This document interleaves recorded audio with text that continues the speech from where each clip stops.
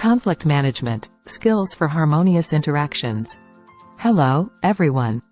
Today, we're going to discuss a subject that plays a critical role in both our personal and professional lives: conflict management. Conflicts, as we all know, are inevitable. Conflicts are something that we all face, but often don't know how to handle well. You see, conflicts are like storms. They're inevitable. Sometimes they're like a little drizzle that makes you uncomfortable, and other times they're full-blown hurricanes that can turn life upside down. And just like we prepare for storms, we can prepare for conflicts too. They can be stressful, but they're also opportunities for growth.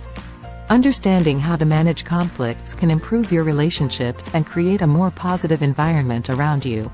Think of conflicts as puzzles, complicated and frustrating, but solving them can be incredibly rewarding.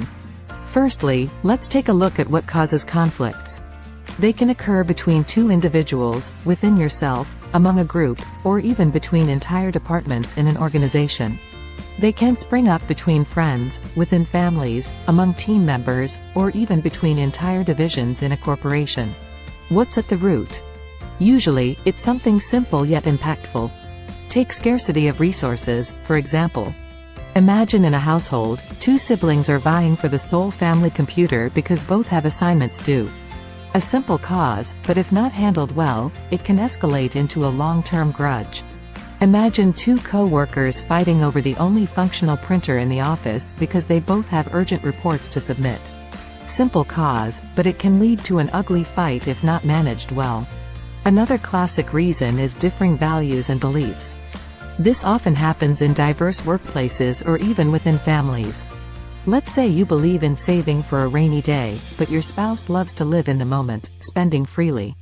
See the storm brewing? Imagine a classic family dinner table scene where the older generation insists on traditional ways of doing things, and the younger members advocate for more modern approaches. The possibility for conflict here is ripe. And how can we forget communication gaps?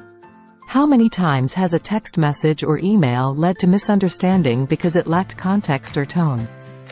Ever sent a text message to a friend, only for them to misinterpret your joke as an insult? Yeah, that's a classic recipe for conflict. So we've got conflicts, now what? Different conflicts require different approaches. Sometimes, avoiding the issue might be your best bet. Consider a situation at work where two colleagues are entangled in a petty argument about who left the coffee machine dirty. If you're not directly involved, it might be best to avoid it rather than adding fuel to the fire. Sometimes, it's best to avoid the conflict, especially if it's a minor issue. Let's take another example. If your neighbor plays loud music occasionally, it may be best to let it go rather than create tension. So, we know conflicts happen and why they happen. Now, what can we do about them? Interestingly, there isn't a one-size-fits-all solution, because different conflicts require different approaches. However, there are times when we need to accommodate others. Let's say you and your colleague have different working styles. You like silence, they enjoy light background music. In this case, headphones can be a good accommodation. There are many other examples where the accommodating approach is suitable. For instance, you and your roommate have different sleep schedules. You're an early riser, they're a night owl. Accommodating here could mean investing in some good earplugs and a sleep mask. They, in turn, might accommodate you by keeping noise levels down during your early morning routine. However, accommodating may not always be possible.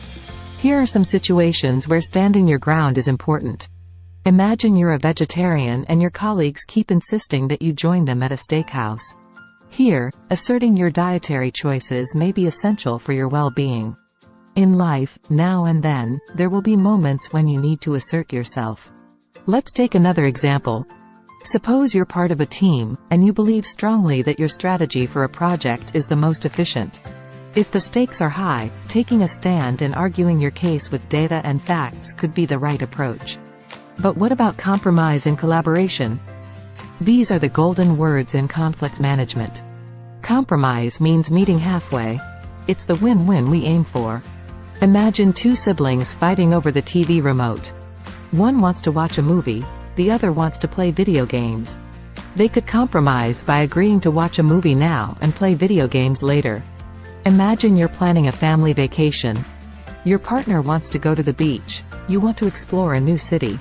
A compromise could be selecting a coastal city that offers both experiences. Collaboration, on the other hand, is like alchemy.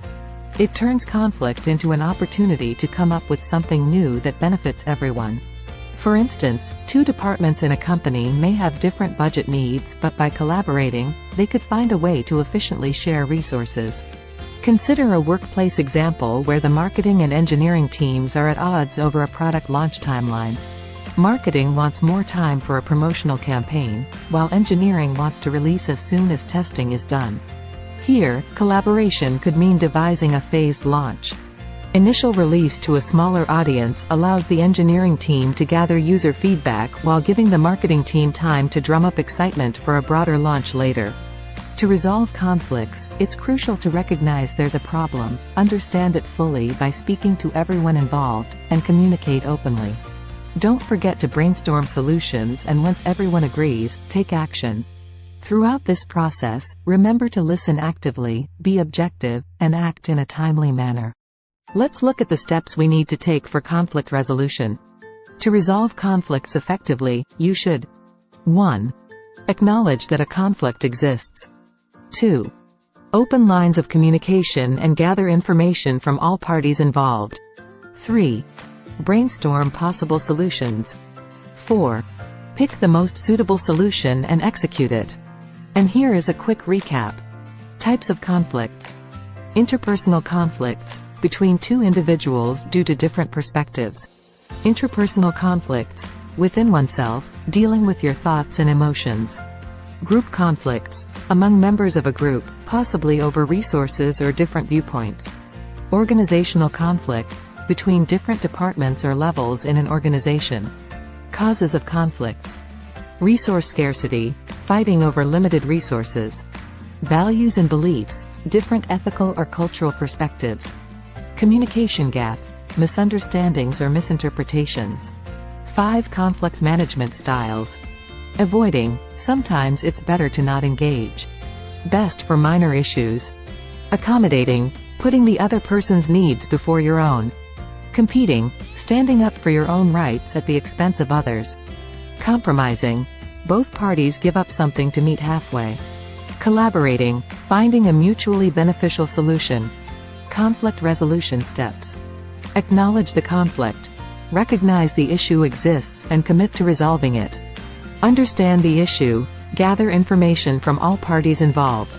Communicate, open and honest dialogue, avoiding blame. Brainstorm solutions, generate a variety of possible remedies. Select an appropriate solution, agree on a solution and implement it. Tips and best practices. Active listening, pay close attention, don't interrupt, and ask clarifying questions. Be objective. Remove emotions from the situation and focus on the facts. Be timely. The sooner a conflict is addressed, the easier it is to resolve. Summary and takeaway. Recognize. Know when a conflict arises. Choose your style. Based on the conflict type, choose an appropriate management style. Resolve. Follow a structured approach to find a solution. Conflicts are inevitable, but they're also opportunities. Opportunities for growth, improvement, and even strengthening relationships. It all boils down to how we manage them. So the next time you see clouds of conflict gathering, you'll know you have an arsenal of strategies to weather the storm. Also, being timely in addressing conflicts can prevent a snowball effect where small issues grow into larger ones. The key is understanding the cause, selecting the appropriate conflict management style, and then applying a structured approach for resolution. Thank you for your time today. I hope this in-depth look at conflict management equips you with the tools you need to turn future conflicts into opportunities for positive change. Thanks for watching.